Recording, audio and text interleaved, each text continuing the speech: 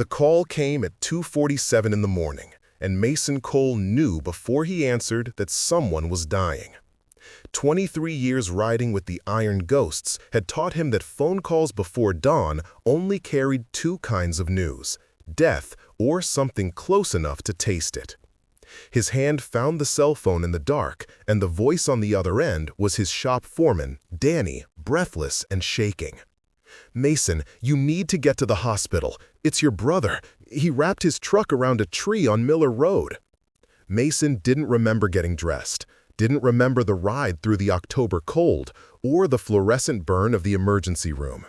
He only remembered the doctor's words, flat and clinical. "He'll live, but is going to need months of recovery, surgery, physical therapy, someone to take care of him." And then the question that changed everything. Is there anyone who can watch his son? Wait, before the next ride begins, if this story already hit you right in the chest, tell us where you're watching from. To ride with the Brotherhood through the next promise, loss, or redemption, subscribe and join the club. Engines up, back to the road. Mason's brother Ethan had been raising his son Caleb alone since Caleb's mother left when the boy was 3. That was 7 years ago. 7 years of Ethan working double shifts at the lumber mill, coming home smelling like sawdust and exhaustion, trying to be both mother and father to a kid who'd been born with cerebral palsy and a smile that could break your heart wide open. Caleb was 10 now. He used a wheelchair. His speech was slurred but understandable if you paid attention. His right arm didn't work the way it should. But his mind was sharp, and he loved two things more than anything in the world: comic books and his dad. Mason stood in the hospital hallway outside Ethan's room and looked through the window at his younger brother lying in a nest of tubes and monitors. Ethan's face was swollen, his left leg elevated in traction, his collarbone shattered. The doctor said it would be 3 months before he could walk, 6 before he could work. "Mr. Cole?" Mason turned. A social worker stood behind him, clipboard in hand, expression professionally sympathetic. "We need to discuss arrangements for Caleb," she said. "Your brother listed you as the emergency contact, but we need to verify that you're able to take custody temporarily." "I can take him," Mason said, without hesitation. "Do you have experience caring for a child with special needs?" "No, but I'll figure it out." The social worker's expression didn't change. "Mr. Cole, Caleb requires significant daily care. Physical therapy 3 times a week, medication management, assistance with mobility, bathing, dressing. It's a full-time job." "I run my own motorcycle shop. I can make it work." "Do you have help? A partner? Family support?" Mason thought about his 1-bedroom apartment above the shop, thought about the life he'd built. Solitary, simple, built around engines and the road. No wife, no kids, just the club and the work. "I'll make it work," he said again. The social worker studied him for a long moment, then made a note on her clipboard. "We'll need to do a home visit. In the meantime, Caleb is staying with a temporary foster family. We can arrange for you to visit him tomorrow." "Where is he now?" "The Hendersons. They're about 20 minutes outside of town." "I want to see him tonight." "Mr. Cole, it's 3 in the morning." "I don't care. That kid just lost his dad for 3 months. He needs to know someone's coming for him." The social worker's expression softened. "I'll make a call." Caleb was awake when Mason arrived at the Henderson house. The foster parents were kind, but clearly stretched thin. 2 other kids in the house, both younger, both needing attention. They led Mason to a small bedroom where Caleb sat in his wheelchair by the window, staring out at the dark street. "Caleb?" Mason said quietly. The boy turned. His eyes were red. He'd been crying. "Uncle Mason?" Mason knelt down so they were eye level. "Hey, buddy, I'm here. Is Dad okay?" "He's going to be okay. He's hurt pretty bad, but he's tough. You know that." "Can I see him?" "Not tonight, but soon, I promise." Caleb's face crumpled. I want to go home. I know, and you will. You're gonna stay with me for a while, okay? Until your dad gets better. At your shop? Yeah, at the shop. But you don't have room for me. Mason put his hand on Caleb's shoulder. We'll make room. You're family, Caleb. That means you've got a place with me no matter what. Caleb looked at him with those big, scared eyes, and then he nodded. Okay, okay, Mason echoed. I'm gonna get everything set up, and then I'm coming back for you. 2 days, that's all. Can you be strong for 2 days? I think so. That's my guy. Mason stayed with Caleb until the boy fell asleep, exhaustion finally winning over fear. Then he walked out to his bike, stood in the cold darkness, and tried to figure out how the hell he was going to pull this off. The Iron Ghosts Motorcycle Club met every Thursday night at a bar called Dutch's, a squat brick building on the edge of town that smelled like beer and motor oil. There were 23 members in the local chapter, and they ranged from young guys in their 20s to old riders like Creed Holloway, who was pushing 70 and still rode a panhead he'd built himself. Mason walked in just after 8 and found most of the club already there. The conversation died when they saw his face. What happened? Creed asked. Mason told them. About Ethan, about Caleb. About the fact that he had 48 hours to turn his apartment into a place where a disabled 10-year-old could live. When he finished, the room was silent. Then a guy named Trace stood up. He was a carpenter, built like a bear, with hands that could crush concrete or carve something delicate out of wood, depending on what the job required. "What do you need?" Trace asked. "I don't even know where to start," Mason admitted. "The apartment's not wheelchair accessible. There's no room for his stuff. I don't have a vehicle that can carry him and the chair. I don't—" "Stop," Creed said. He looked around the room. "How many of us are free tomorrow?" Every hand went up. Creed nodded. "Then we've got work to do. Mason, you make a list of everything that kid needs. We'll handle the rest." "I can't ask you to." "You're not asking," Trace interrupted. "We're offering. That's what the club does. We take care of our own." Mason felt something tight in his chest loosen. "Thank you." "Don't thank us yet," Creed said with a grin. "Wait until you see what kind of mess we make." The next morning, Mason's shop was swarming with bikers. Trace showed up with a truck full of lumber and tools. A guy named Diesel brought paint and drywall. Another member, Knox, arrived with a cargo van he'd retrofitted with a wheelchair lift. By 9 o'clock, there were 15 guys tearing Mason's apartment apart and putting it back together. They knocked out a wall to make the living room bigger, built a ramp from the street to the front door, widened the bathroom doorway and installed grab bars. Someone donated a hospital bed. Someone else brought a desk and shelves for Caleb's room. Mason watched from the shop floor, overwhelmed. "You gonna stand there all day, or you going to help?" Trace called down from the apartment. Mason grabbed a hammer and climbed the stairs. By nightfall, the apartment was unrecognizable. What had been a cramped bachelor pad was now a functional home. Caleb's room was painted blue, his favorite color, according to Ethan. There were posters on the walls: Spider-Man, Batman, the Avengers. The bed was positioned so he could see out the window. The desk had a lamp and a stack of comic books that one of the guys had donated from his own collection. "Not bad for a day's work," Creed said, surveying the room. "Not bad," Mason said. "This is incredible.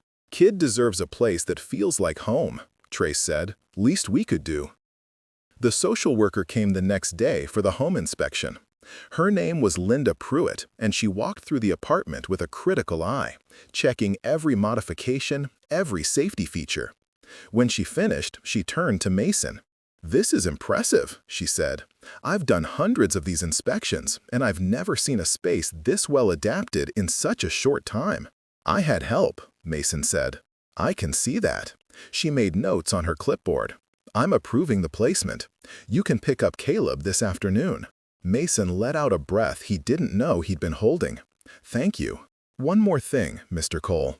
Caleb has an appointment with his physical therapist on Monday. He also needs his medications refilled, and he'll need to be enrolled in the local school. I'll send you all the information, but it's a lot to manage. Are you sure you can handle it? I'm sure, Mason said. He wasn't sure, but he'd figure it out. Caleb cried when Mason brought him home. Not sad tears, relief tears. He wheeled through the apartment, his eyes wide, taking in every detail. "This is for me?" he asked when he saw his room. "All yours, buddy." Caleb touched the comic books on the desk, ran his hand over the bedspread. "It's perfect." Mason felt that tightness in his chest again. "Glad you like it." That night they ate pizza on the couch and watched a movie. Caleb fell asleep halfway through, and Mason carried him to bed, careful not to wake him. He pulled the blanket up to Caleb's chin and stood there for a moment, looking down at the kid. He'd never been a father, never thought he would be, but standing there in that small room with the soft glow of a nightlight and the sound of Caleb's breathing, Mason felt something shift inside him. This was what it meant to have something to protect, something to fight for. He turned off the light and closed the door. The first week was chaos. Mason woke up at 5:30 on Monday morning, earlier than he'd woken in years. The alarm on his phone blared, and he stumbled out of bed, disoriented. For a moment, he forgot why he'd set it so early. Then he heard the sound of Caleb shifting in the next room, and it all came flooding back. He padded down the hall in bare feet and knocked softly on Caleb's door. "You awake, buddy?" "Yeah," came the small voice from inside. Mason opened the door. Caleb was already sitting up in bed, his wheelchair positioned beside him. The kid looked tired, dark circles under his eyes. "How'd you sleep?" Mason asked. "Okay, I guess. I kept waking up." "Bad dreams?" Caleb shook his head. "Just weird being somewhere new."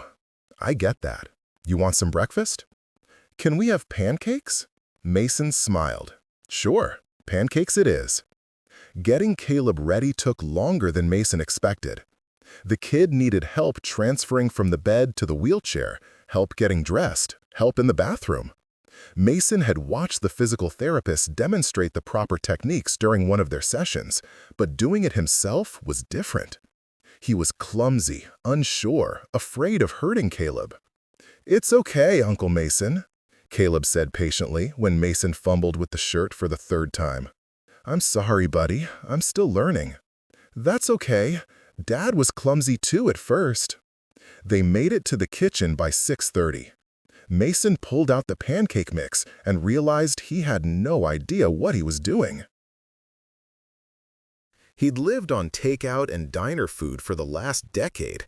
The last time he'd actually cooked something was, well, he couldn't remember. He followed the instructions on the box, whisking the batter while Caleb sat at the table and watched. The first pancake came out burned on one side and raw on the other. The second one stuck to the pan. The third one was edible, barely. Caleb ate them without complaint, drowning them in syrup and smiling. "These are good," he said. "You're a terrible liar," Mason said, but he was smiling too. After breakfast, Mason helped Caleb brush his teeth, pack his backpack, and get ready for school. The bus came at 7:45, and Mason wheeled Caleb down the ramp to the curb. The driver was a woman in her 50s, with kind eyes and a no-nonsense demeanor. "You must be Caleb," she said. "I'm Mrs. Chen. I've got a lift for your chair. Let's get you loaded up." Mason watched as she secured Caleb's wheelchair and made sure he was comfortable. Then the doors closed, and the bus pulled away. Caleb waved from the window, and Mason waved back until the bus disappeared around the corner. He stood on the sidewalk for a long moment, feeling strangely bereft. Then he went back inside, cleaned up the kitchen, and opened the shop. The day blurred by in a haze of oil changes and brake jobs. Mason kept checking his phone, waiting for a call from the school, convinced something would go wrong. But the call never came. At 2:30, his phone buzzed with a text from Mrs. Chen. Caleb's on his way home. ETA 15 minutes. Mason closed up the bay he was working on and went outside to wait. The bus arrived right on time, and Caleb came down the lift with a huge grin on his face. "How was it?" Mason asked. "It was awesome! My teacher is really nice, and there's another kid in a wheelchair in my class. His name is Tyler. We're gonna be friends." "That's great, buddy." They went upstairs, and Mason helped Caleb with his homework, basic math problems, and a reading assignment. Caleb was smart, quick with numbers, and he read with a concentration that reminded Mason of Ethan. After homework, they had dinner. Mason had picked up Chinese takeout on the way home from the bus stop, and they ate it straight from the containers while watching cartoons. "Uncle Mason?" Caleb said during a commercial break. "Yeah? Do you think Dad's okay?" Mason set down his fork. "I talked to the hospital this afternoon. He's doing good, getting stronger every day. Can I see him soon?" "Yeah, this weekend, I promise." Caleb nodded, satisfied. That night, after Caleb was in bed, Mason sat on the couch and tried to process the day. He was exhausted. His back ached from bending over Caleb's wheelchair. His mind was spinning with all the things he had to remember: medications, therapy appointments, school schedules. But underneath the exhaustion was something else, something warm and unfamiliar: purpose. For the first time in years, Mason felt like he was doing something that mattered. Not just fixing bikes or riding with the club, but actually making a difference in someone's life. He pulled out his phone and scrolled through his contacts until he found Ethan's number. He typed out a text: "Day 1 down. Caleb's doing great. We're going to be okay." A moment later, his phone buzzed with a reply. "Thank you, Mason. I don't know what I'd do without you." Mason stared at the message for a long time. Then he put the phone down, closed his eyes, and let himself rest. The rest of the week followed the same pattern. Wake up early, get Caleb ready, send him to school, work at the shop, pick him up, help with homework, make dinner, get him to bed. It was relentless and exhausting, but Mason kept at it. Trey stopped by on Tuesday evening with a toolbox and a list of small modifications he wanted to make to the apartment. He adjusted the height of the bathroom grab bars, installed a better light in Caleb's room, and reinforced the wheelchair ramp. "You didn't have to do all this," Mason said. "I know," Trey said, "but I wanted to. Kid deserves the best." Creed came by on Wednesday with groceries, real groceries, not just beer and frozen pizza. He showed Mason how to make spaghetti and meatballs, standing in the kitchen and narrating every step like he was hosting a cooking show. "You brown the meat first," Creed said. "Then you add the sauce. Let it simmer, low and slow. That's the secret." "Where'd you learn to cook?" Mason asked. "My mom. She made sure all her boys knew how to feed themselves, said she wasn't raising helpless men." They ate the spaghetti together, the three of them sitting around the small kitchen table. Caleb talked about school, about Tyler and the other kids in his class, about the book they were reading in English. Creed listened with the patience of a man who'd raised kids of his own. He asked questions, made jokes, treated Caleb like an equal. When dinner was over and Creed was getting ready to leave, he pulled Mason aside. "You're doing good, kid," Creed said. "I don't feel like I am. I feel like I'm barely keeping my head above water." "That's what it feels like at first. But you'll get the hang of it, and we'll be here to help." "Why?" Mason asked. "Why are you all doing this?" Creed looked at him like the answer was obvious. "Because you're family, and family doesn't let family struggle alone." On Thursday, Knox showed up at the shop with a proposition. "I've been thinking," Knox said. "You've got Caleb's physical therapy appointments 3 times a week, right?" "Yeah, Mondays, Wednesdays, and Fridays at 4. "That's cutting into your work time." "What if I drive him? I've got a flexible schedule, and the van's already set up for wheelchairs." Mason hesitated. "I appreciate it, Knox, but I don't want to put that on you." "You're not putting it on me. I'm offering. Besides, I like the kid. He's good company." "You sure?" "Positive." So on Friday, Knox picked Caleb up from school and drove him to physical therapy. Mason stayed at the shop and worked, grateful for the extra time, but also weirdly anxious. He kept checking his phone, waiting for updates. At 5:30, Knox's van pulled up outside the shop. Caleb came wheeling in with a huge grin on his face. "Uncle Mason, Knox let me pick the music on the way there. We listened to AC/DC the whole time." Knox followed behind, grinning. "Kid's got good taste." "Thanks for doing this," Mason said. "No problem. Same time Monday?" "Yeah, if you're sure." "I'm sure." That Thursday night, Mason brought Caleb to Dutch's for the first time. The bar was loud and smoky, filled with the usual crowd of bikers and regulars. Mason wheeled Caleb inside, and the conversations died down as everyone turned to look. Then Creed stood up and raised his glass. "Brothers, meet Caleb. He's family now." The room erupted in cheers. Guys came over to shake Caleb's hand, to introduce themselves, to welcome him. Someone bought him a soda. Someone else pulled up a chair so he could sit at the table with the older members.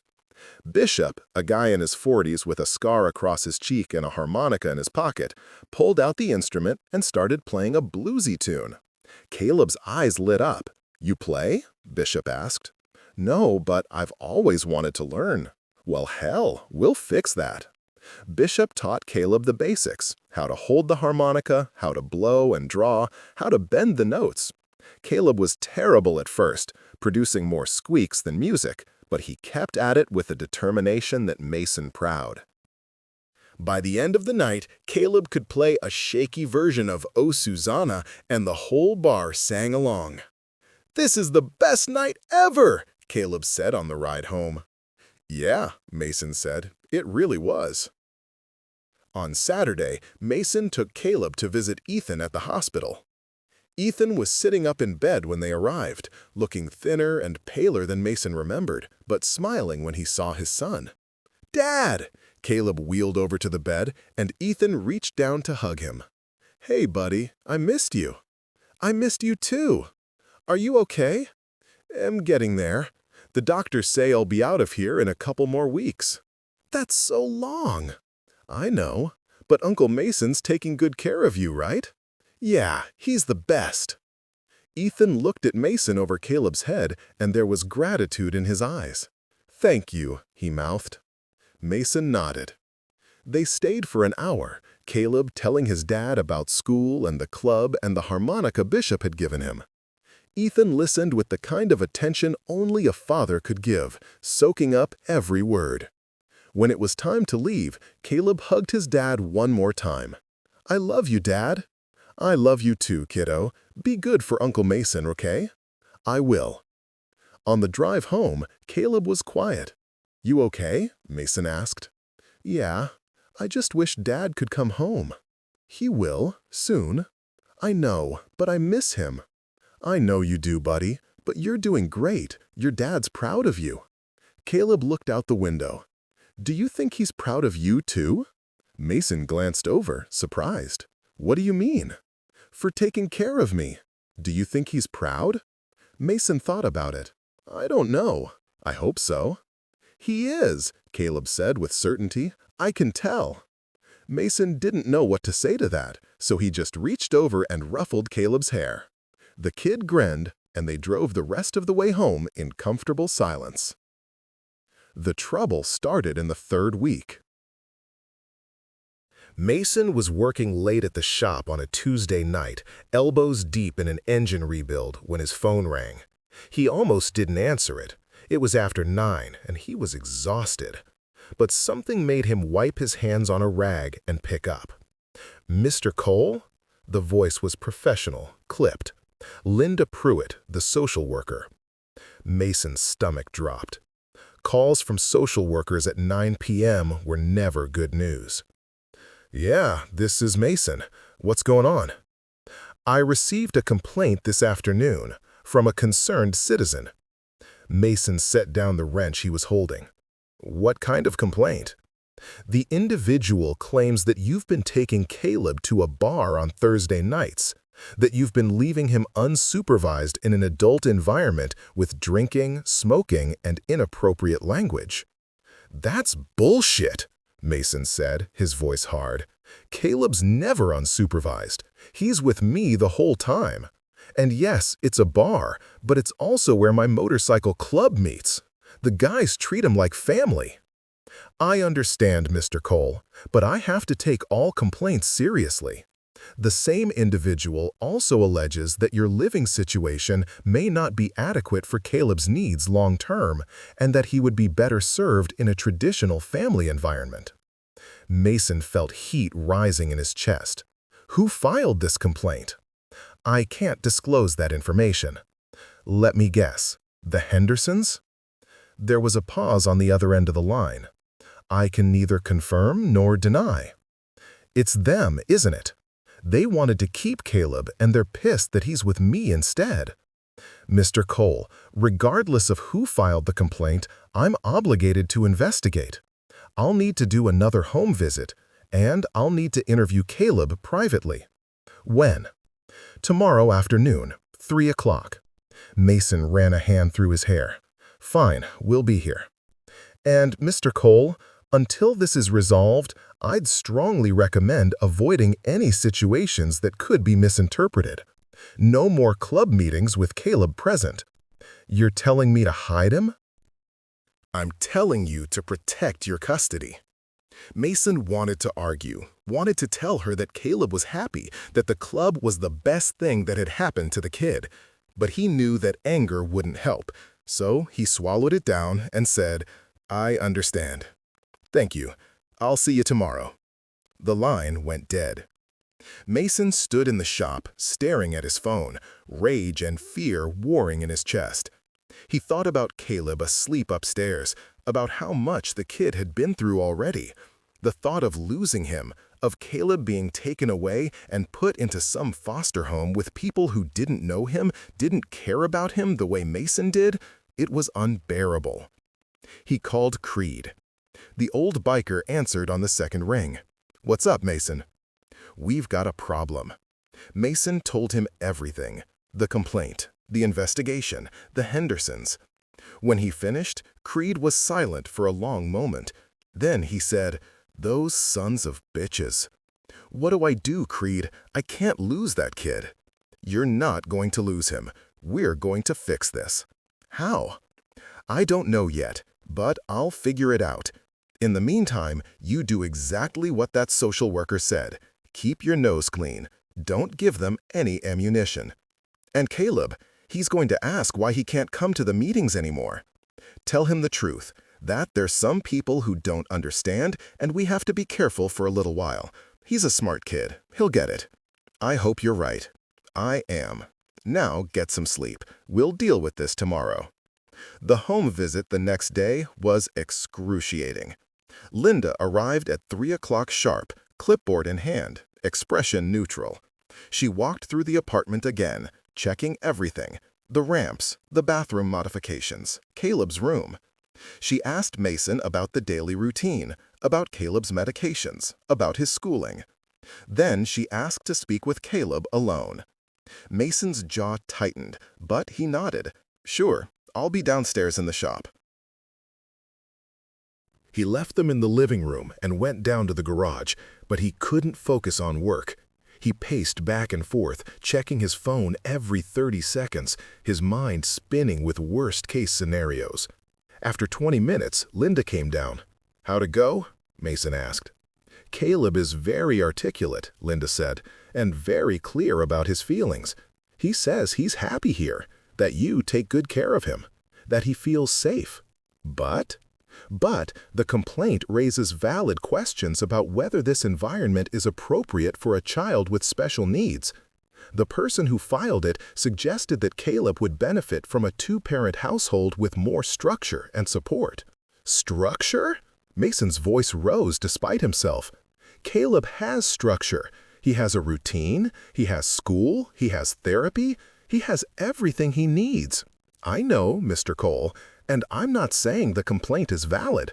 I'm saying that I have to investigate it thoroughly. That's my job. So what happens now? Now I file a report. The review board will look at it and they'll make a determination. It could take 2 weeks, maybe longer. And in the meantime, In the meantime, Caleb stays with you. But Mr. Cole, I'm serious about this. No more situations that could be questioned. No bars, no late nights, nothing that could give the Hendersons more ammunition. Got it. Linda's expression softened slightly. For what it's worth, I think you're doing a good job. Caleb is clearly thriving. But perception matters in these cases. And right now, the perception is that a single biker living above a garage might not be the ideal guardian for a disabled child. That's horseshit. I know, but it's the reality we're dealing with. She left, and Mason stood in the shop, fists clenched, feeling helpless. That night, Caleb asked the question Mason had been dreading. "Uncle Mason, can we go to Dutch's on Thursday?" Mason was making dinner, mac and cheese from a box, the only thing he knew he couldn't screw up. He turned off the stove and sat down across from Caleb. "Not this week, buddy." "Why not?" Mason chose his words carefully. "There's some people who don't understand what the club is about. They think it's not a good place for kids. So we have to be careful for a little while." Caleb's face fell. "But I love going to Dutch's, and the guys love having me there." "I know, and we'll go back, I promise. But right now, we have to play it safe." "Is it because of the Hendersons?" Mason looked up, surprised. "What makes you say that?" "I heard Mrs. Chen talking to another bus driver. She said the Hendersons were mad that I'm living with you instead of them. She said they're trying to cause trouble." Mason felt a surge of protective anger. "They are, but they're not going to win. You're staying with me, Caleb, no matter what. Promise?" "Promise." But even as he said it, Mason felt the weight of uncertainty pressing down on him. Because the truth was, he didn't know if he could keep that promise. The system had rules, bureaucracy, processes that didn't care about love or loyalty. And if the Hendersons were determined to make his life hell, there wasn't much he could do to stop them. Except prove them wrong. The call came from Creed the next morning. "Emergency club meeting tonight," Creed said. "Dutch's at 7. Don't bring Caleb." "What's this about?" "We're going to war." "Creed, not that kind of war. But we're not going to sit around and let some bitter foster parents take that kid away from you. So get your ass to the meeting and we'll figure this out together." Mason arranged for Trace's wife to watch Caleb for the evening. She was a nurse, kind and patient, and Caleb liked her. Then he rode to Dutch's, anxiety churning in his gut. The bar was packed. Every member of the Iron Ghosts was there, along with a few guys from neighboring chapters. Mason walked in, and the conversations stopped. Creed stood up. "All right, listen up. You all know what's happening with Mason and Caleb. Some people in this town think that a kid with special needs doesn't belong with a biker. They think he'd be better off in some sterile foster home with people who don't give a damn about him." Murmurs of anger rippled through the room. "We're not going to let that happen," Creed continued. "But to stop it, we need to show this town, and that review board, that Caleb isn't just safe with Mason, he's thriving. We need to make it impossible for anyone to argue otherwise." "How do we do that?" Diesel asked. "We make them see," Creed said. "We make them see what this club is really about. We show them that brotherhood isn't about drinking and raising hell. It's about family. It's about showing up for each other. And it's about taking care of the people who need us most." "So what's the plan?" Trace asked. Creed grinned. "I'm glad you asked." The plan started with research. Trace, who had a background in construction and permitting, spent the next 2 days making calls. He talked to the town council, to the parks department, to local businesses. He came back to the club with a proposal that was ambitious and, frankly, a little crazy. "The town park needs renovations," Trace said at the next meeting. "Specifically, it needs to be ADA compliant. Right now, there's no wheelchair access to any of the play equipment, no accessible bathrooms, nothing for kids with disabilities." "So we build it," Diesel said. "Exactly. We build a fully accessible playground. Ramps, sensory equipment, adaptive swings. We make it something special, something that shows this town what we're really about. How much is that going to cost? Knox asked. A lot. Maybe 15, 20,000? The room went quiet. We don't have that kind of money, someone said. No, Creed agreed, but we can raise it. And that's how the fundraiser was born. The first event was a bike show on Saturday. The Iron Ghosts put out the word through social media, through flyers at local businesses, through word of mouth. They set up in the parking lot of the town square, bikes lined up in gleaming rows, chrome catching the autumn sunlight. People came, not just bikers, but families, kids, old folks, people who'd lived in Copper Falls their whole lives and people who'd just moved to town. They walked between the bikes, admiring the custom paint jobs, the rebuilt engines, the decades of history represented in metal and leather. The club set up tables selling T-shirts with a custom design, an Iron Ghosts patch with the words "Ride for Caleb" underneath. They sold raffle tickets for donated prizes, a weekend at a local bed and breakfast, a gift certificate to a restaurant, an oil change at Mason's shop. And they set up a donation jar with a sign, "Help us build a playground where every kid can play." Caleb was there, wheeling between the bikes with a grin that wouldn't quit. People stopped to talk to him, to ask about his chair, to tell him how cool the bikes were. A local reporter from the Copper Falls Gazette showed up and interviewed Mason. "Why are you doing this?" the reporter asked. Mason looked over at Caleb, who was laughing with Bishop and trying to play the harmonica again. "Because every kid deserves a place where they belong," Mason said. "And sometimes you have to build it yourself." The article ran the next day, front page, with a photo of Caleb surrounded by bikers. The headline, "Iron Ghosts MC Rides for Inclusion." By the end of the weekend, they'd raised $4,000. The playground build started 2 weeks later. Trace had gotten the permits, negotiated with suppliers, lined up volunteers. On the first Saturday morning in November, 50 people showed up at the town park with tools, lumber, and a determination to make something beautiful. The Iron Ghosts were there in full force, but they weren't alone.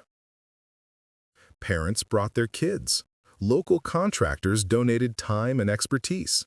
The high school shop class showed up with their teacher. Even the mayor came by to help. Mason worked alongside Trace, building the frame for an accessible swing set. His hands were sore, his back ached, but he didn't care. This was for Caleb, for every kid like Caleb. Caleb himself was there, of course, sitting in his wheelchair and watching with wide eyes. Every so often, one of the bikers would bring him over to show him what they were working on, to explain how a ramp would work or how the sensory garden would be laid out. "This is for you, buddy," Knox said, crouching down beside Caleb. "For you and kids like you." "Really?" Caleb's voice was soft, awed. "Really."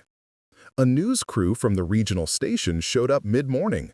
They filmed the bikers working, interviewed Trace about the project, talked to parents whose kids would use the playground, and they talked to Caleb.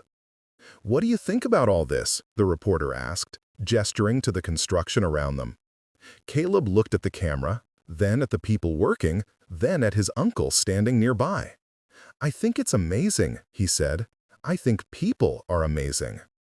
The segment aired that night on the 6 o'clock news. By morning, it had been shared thousands of times on social media. Donations started pouring in, $20 here, $50 there, one anonymous donor sending $5,000. By the end of the second weekend, the playground was finished. It was beautiful. Ramps led to every piece of equipment. There were swings with back support for kids who couldn't sit independently, a merry-go-round at ground level that wheelchairs could roll right onto, a sensory garden with plants that smelled and felt different, with wind chimes and textured paths, and at the center of it all, a plaque. Caleb's Place, built by the Iron Ghosts MC and the Copper Falls community, where every child belongs. The ribbon-cutting ceremony was the following Saturday. The mayor was there along with half the town. Local TV crews, parents with kids in wheelchairs, kids with walkers, kids who'd never had a place to play where they truly fit. Caleb got to cut the ribbon himself. Mason held the scissors with him, and when the ribbon fell, the crowd erupted in applause. Caleb wheeled onto the playground, and a dozen kids followed him. Within minutes, the place was alive with laughter, with the sound of children playing, with joy. Mason stood off to the side, watching, and Creed came up beside him. "You did good, kid," Creed said. "We did good," Mason corrected. "Yeah, we did." The letters started arriving 3 days later. Linda Pruitt called Mason on a Tuesday afternoon. Her voice was different, warmer, less clinical. "Mr. Cole, I wanted to give you an update on the review." Mason's heart kicked. "Okay." "I've received over 200 letters in the past week, from parents, from teachers, from members of the community. All of them vouching for you and for the Iron Ghosts. All of them arguing that Caleb should stay with you." Mason sat down, his legs suddenly weak. 200? 217 to be exact. I've also received calls from the mayor's office, from the school principal, and from several local business owners, all saying the same thing, that what you and your club have done for Caleb and for this community is extraordinary. So what does that mean? It means I'm recommending that the complaint be dismissed. The review board will make the final decision, but given the overwhelming support, I don't see how they could rule against you. When will they decide? The meeting is Friday. I'll call you as soon as I have an answer. Mason hung up and sat in the silence of the shop, trying to process what he just heard. 200 letters? He thought about all the people who'd shown up to build the playground, who'd donated money, who'd shared the story. He thought about the community he'd never really been part of, but that had stepped up when it mattered. And he thought about Caleb, upstairs doing homework, blissfully unaware of how close they'd come to losing each other. The call came Friday afternoon at 2 o'clock. "Mr. Cole, it's Linda Pruitt." Mason's hand tightened on the phone. "Yeah?" "The review board met this morning. The complaint has been dismissed. Caleb stays with you." Mason closed his eyes. "Thank you." "Don't thank me. Thank your club. And thank this community. What you all did, it made the decision easy." "Can I tell Caleb?" "Of course. He deserves to know he's home for good." Mason found Caleb in his room, reading a comic book. The kid looked up when Mason knocked. "Hey, Uncle Mason, what's up?" Mason sat down on the edge of the bed. "I just got a call from Linda, the social worker." Caleb's face went pale. "What did she say?" "She said you're staying with me. For good. No more reviews, no more complaints. You're home, Caleb." For a moment, Caleb just stared at him. Then his face crumpled, and he started to cry. Not sad tears, relief tears. The kind that came from a weight being lifted. Mason pulled him into a hug, and Caleb clung to him, shaking. "It's okay, buddy," Mason said. "You're safe. I've got you." "I was so scared," Caleb whispered. "I know. Me too. But it's over now. You're home." They stayed like that for a long time, just holding each other, letting the fear drain away. That night, the Iron Ghosts threw a party. Not at Dutch's, at Caleb's place, the playground they'd built. There were 100 people there, club members, families, kids running everywhere.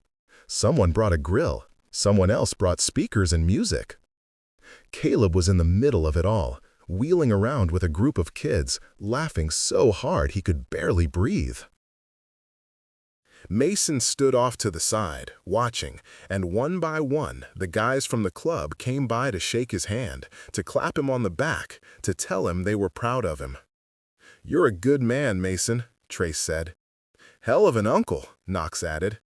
"Best damn brother we've got," Creed said. Mason didn't know what to say, so he just nodded and tried not to let them see how much it meant. As the sun set and the lights in the playground came on, Caleb wheeled over to where Mason was standing. "Uncle Mason?" "Yeah, buddy." "Thank you." "For what?" "For not giving up on me." Mason knelt down so they were eye level. "Never, Caleb. You're family, and family doesn't quit." Caleb threw his arms around Mason's neck, and Mason held him tight, breathing in the smell of grass and autumn air and the promise of all the days to come. Ethan came home 3 months later, walking with a cane, but walking. The hospital discharged him on a cold January morning, and Mason picked him up in the truck he'd finally bought, a used F-150 with hand controls and room for a wheelchair in the bed. Caleb had insisted on coming along, despite the fact that it was a school day. "I need to see Dad," Caleb had said that morning, and Mason hadn't had the heart to argue. When they pulled up to the hospital entrance, Ethan was waiting in a wheelchair, his legs still in a brace, his face thinner than Mason remembered. But he was smiling. Caleb practically flew out of the truck. "Dad!" Ethan stood up from the wheelchair, slowly, carefully, and opened his arms. Caleb rolled into them, and Ethan knelt down, wrapping his son in a hug so tight it looked like he'd never let go. "I missed you so much," Ethan said, his voice breaking. "I missed you too, Dad." They stayed like that for a long time, father and son, holding each other while the January wind blew around them. Mason stood back, giving them space, feeling something tight and warm in his chest. Finally, Ethan looked up at Mason. His eyes were wet. "Thank you," Ethan said, "for everything." Mason walked over and helped Ethan to his feet. "He's a good kid. The best." Ethan looked down at Caleb. "How was he?" "Really, he was great, strong, braver than I've ever been." Ethan's hand found Mason's shoulder. "I don't know how to repay you." "You don't have to. He's family. That's what we do." The first few weeks of Ethan being home were an adjustment. Caleb was thrilled to have his dad back, but he'd gotten used to the routine with Mason, used to the way Mason made breakfast, used to the way the apartment felt, used to Thursday nights at Duchess and Sunday mornings at the shop. Ethan could see it. He and Mason had dinner together one night after Caleb had gone to bed, sitting at Mason's kitchen table with beers and leftover pizza. "He loves you," Ethan said. "You know that, right? I love him too. I'm not taking him away from you. I just want to make sure you know that." Mason looked up, surprised. "What do you mean?" "I mean, you're his uncle. You're part of his life now. And I don't want that to change just because I'm back on my feet. You're his father, Ethan. He needs you. He needs both of us." Ethan took a sip of his beer. "I talked to the landlord. My old place is still available, but it's not wheelchair accessible.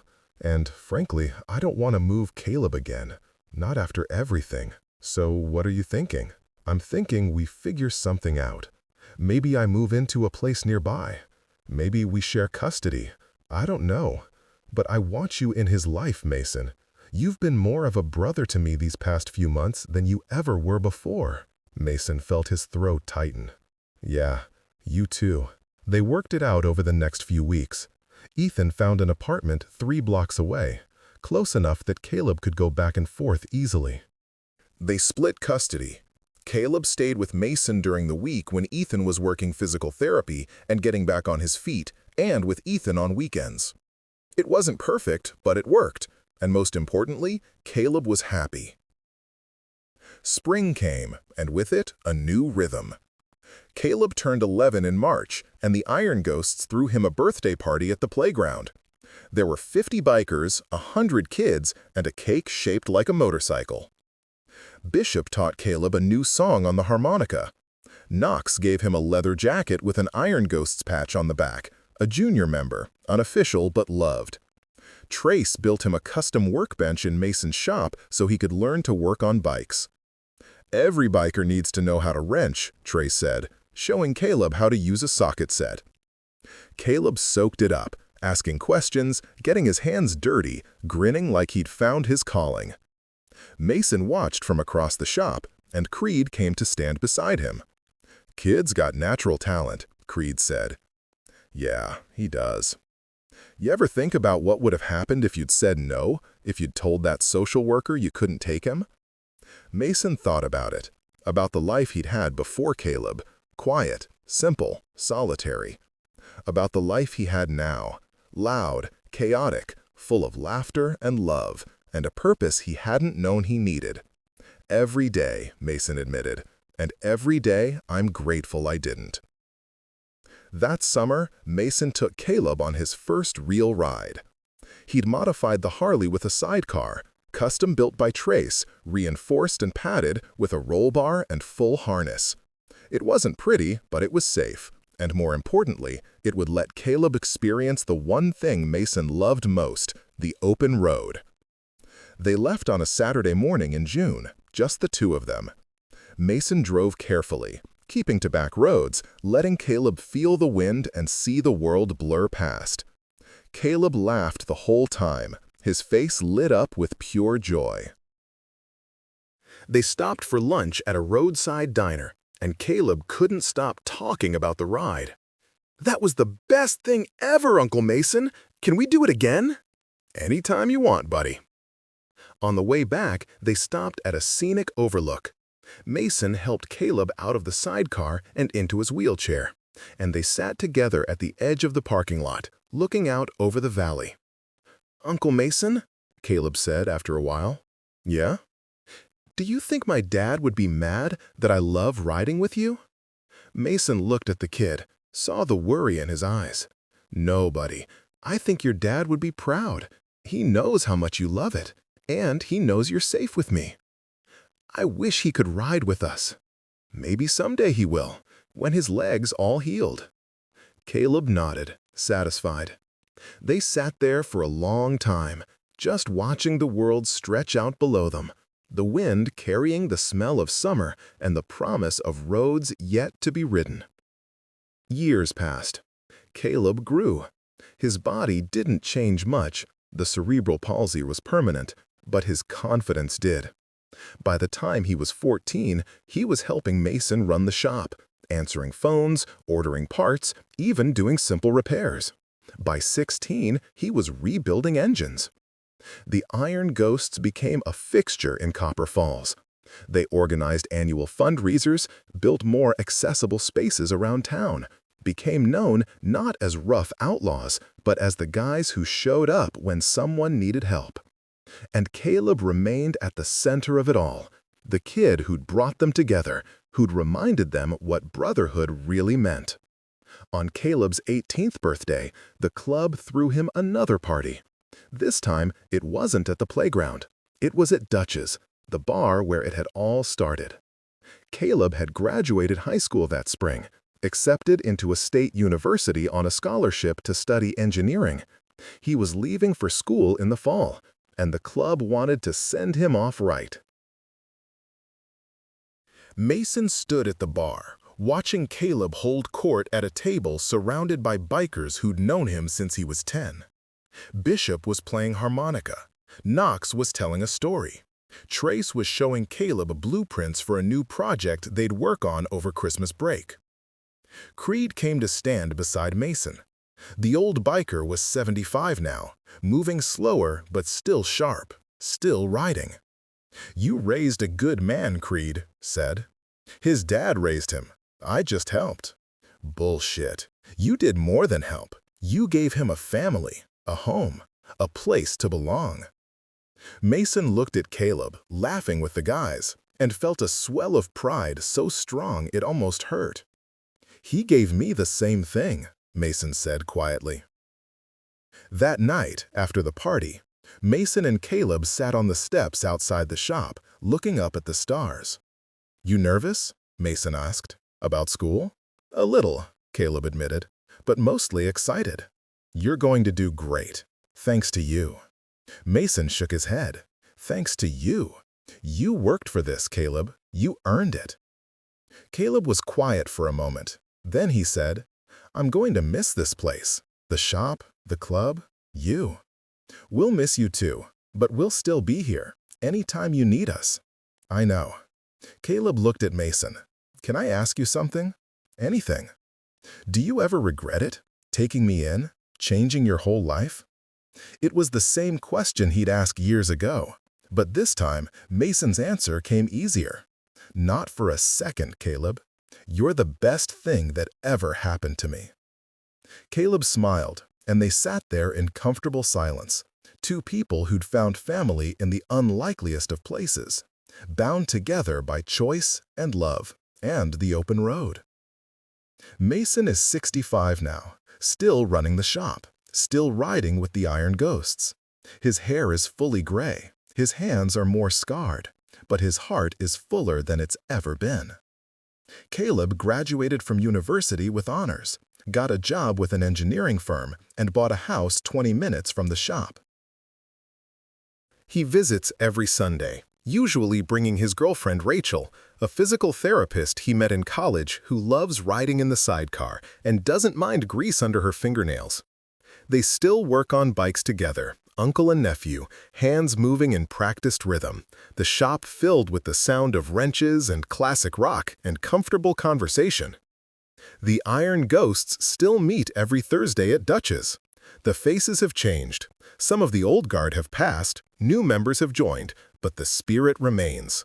Brotherhood, loyalty, family. And every year on Caleb's birthday, they gather at the playground, Caleb's place, and watch the kids play. It's been expanded twice now, grown to include a skate park, a basketball court, a community garden. But the original plaque is still there, where every child belongs. Mason stands there one Saturday afternoon in October, watching children laugh and play, and Creed's voice comes from beside him. "You know what the best part is?" Creed says. "He's 82 now, frail but still fierce." "What's that?"